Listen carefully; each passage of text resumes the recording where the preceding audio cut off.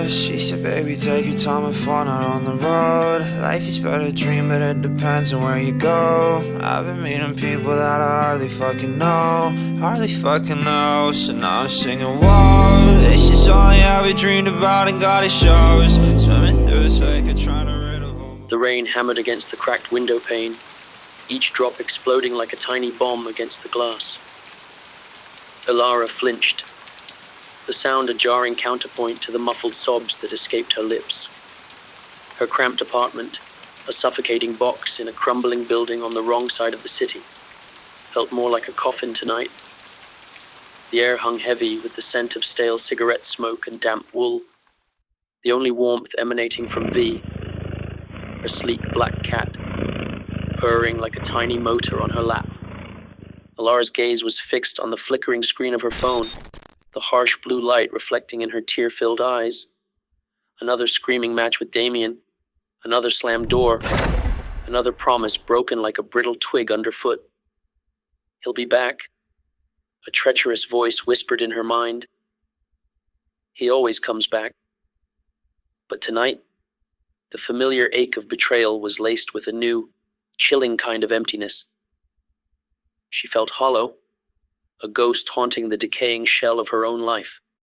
A Lil Peep track, raw and melancholic, filled the small space, the mournful melodies a fitting soundtrack to her despair.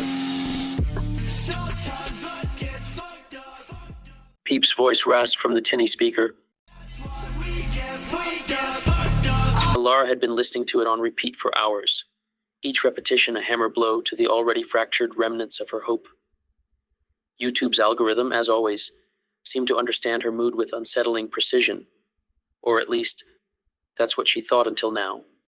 The next suggested video wasn't another Peep song, though it fit the vibe with eerie accuracy. It was an obscure track by an artist she'd never heard of. The thumbnail, a distorted image of a broken heart wrapped in barbed wire, dripping with digital blood. Intrigued, and desperate for any distraction from the gaping wound in her chest, Ilara clicked. The music was unlike anything she'd ever heard before, a haunting blend of distorted synths, ethereal vocals, and lyrics that felt ripped from the pages of her own soul. It spoke of isolation, of longing, of a pain so profound it threatened to swallow you whole. It was as if someone had crawled inside her head, sifted through the tangled mess of her emotions, and articulated the feelings she couldn't even name.